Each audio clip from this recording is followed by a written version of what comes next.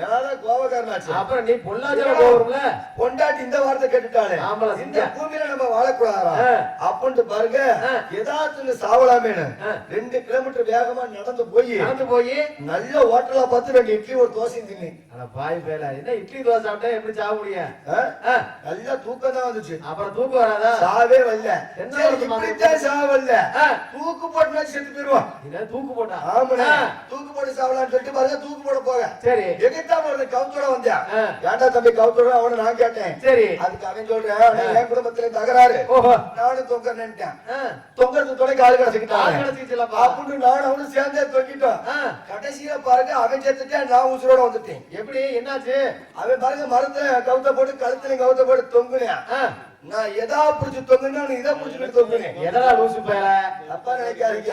அவன் காலை புடிச்சிட்டு தொங்குனேன். காலை புடிச்ச கடைசி அவனை கொன்னதே நான் தான்ட்டாங்க.